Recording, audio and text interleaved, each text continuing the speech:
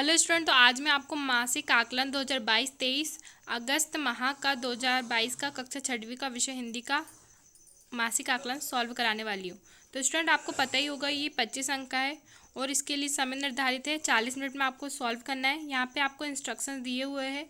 खंड आ में 20 अंक के लिखित प्रश्न है जिन्हें निर्धारित कालखंड में ही पूर्ण किया जाना है। तो स्टूडेंट, आपको स्कूल में मिलेगा ये मासिक आकलन का टेस्ट का पेपर, तो आपको 20 मिनट में से सॉल्व कर लेना है। तो यहाँ पे मैं आपको सारे के सारे आंसर बताने वाली हूँ जिससे आप पूरे में से पूरे मार्क्स ला लें।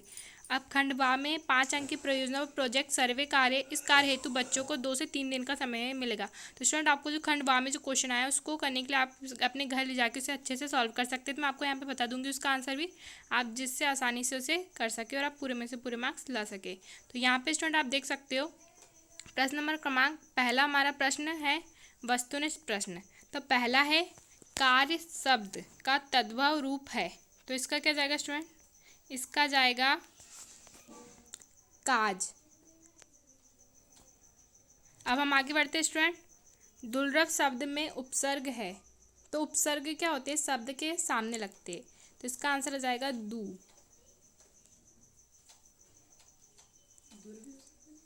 अब तीसरा है विद्यार्थी का संधि विच्छेद होगा, तो स्टूडेंट इसका क्या होगा? विद्याधन आर्थी।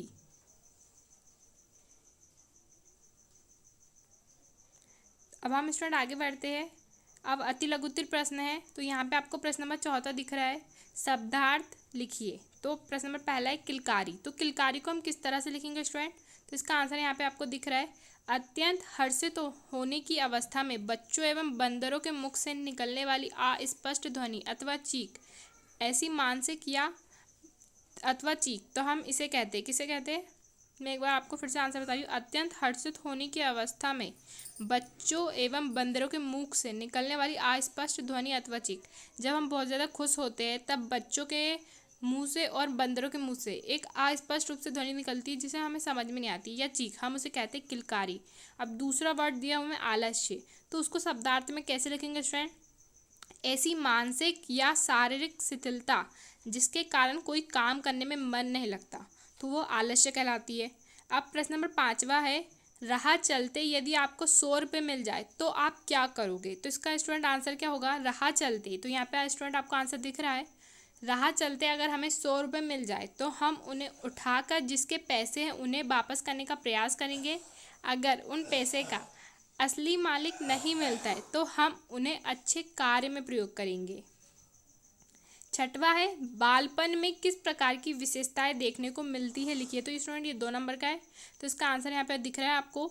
बालपन में निम्न विशेषताएं देखने को मिलती है। छोटे बच्चे ईर्ष्या, स्पर्धा की भावना, छल कपट आदि भावना नहीं होती। इस समय उनके मन में अधिक जिज्ञासा होती है। अब 7वां है विराम चिन्ह की आवश्यकता क्यों होती है? और यहाँ पे ओहो जीवन कितना सस्ता हो गया, इस वाक्य में विराम चिन्ह लगाइए। तो ओहो उसके बाद जो चिन्ह लगा उसे हम विराम चिन्ह कहेंगे। जीवन कितना सस्ता हो गया है। मानव के पास मुंह ना होता तो किन किन परिस्थितियों का सामना करना पड़ता? तो इसका आंसर है मुंह के बिना मानव जीवन की कल्पना नहीं की जा सकती। अगर मुंह ना हो तो निम्न समस्याओं का सामना करना पड़ता है। भोजन ग्रहण करने में सक्षम नहीं होते, हमें बोलकर अपने विचार प्रकट कर नहीं पाते आदि। अब प्रश्न नंबर 9वां है आपको अपने परिवार सहित 2 दिन के लिए बाहर जाना है, आप समय का नियोजन कैसे करेंगे? तो ये 5 नंबर का स्टूडेंट, इसलिए आपको अच्छे से लिखना है। अठन्नी की जगह खपड़ा निकलने पर बालक का चेहरा एकदम से काला पड़ गया। तो यहाँ पे स्टूडेंट इसके अथवे में जो क्वेश्चन था, अठन्नी की जगह खपड़ा मिलने पर बालक पर क्या प्रभाव पड़ा, तो इसका आंसर यहाँ पे अथवे का आंसर दिया है आपको ऊपर। अठन्नी की जगह खपड़ा निकलने पर बालक का चेहरा एकदम से काला पड़ गया। उसे कुछ भी समझ में नहीं आ रहा था, उसे लगा जैसे उसके प्राण ही नहीं है। इस तरह उनका ईश्वर के प्रति विश्वास उठ गया। अब खंड बा है जिसमें आपको 5 नंबर का है, जिसमें आपको 2 दिन मिलेंगे इसको सॉल्व करने के लिए। तो इसका आंसर मैं आपको बता रही हूँ स्टूडेंट। वर्षा जल संरक्षण के विभिन्न उपायों के विषय में बड़ों से चर्चा कर परियोजना बनाइए। तो यहाँ पे स्टूडेंट इसका आंसर आप लिख सकते हो, बहुत ही ईजी है। वर्षा जल संरक्षण के विभिन्न उपाय, हमें वर्षा का जो जल है उसे किस तरह से संरक्षित करना चाहिए। तो यहाँ पे स्टूडेंट हमारा 7वां था विराम चिन्ह की आवश्यकता क्यों होती है। यदि आपको यहाँ पे आपको क्यों आवश्यकता होती है तो इसका आंसर आपको नीचे दिख रहा है। भाषा में लेखन की शुद्धता के लिए विराम चिन्हों का बहुत महत्व है। इससे वक्ता या लेखक को अपने भाव या विचारों को स्पष्ट करने में आसानी होती है। इनके प्रयोग से अर्थ का अनर्थ नहीं होने पाता। साथ ही यदि विराम चिन्ह का वाक्य में सही से प्रयोग ना किया जाए तो भी वाक्य अर्थहीन, अस्पष्ट या फिर एक दूसरे से विपरीत हो जाता है।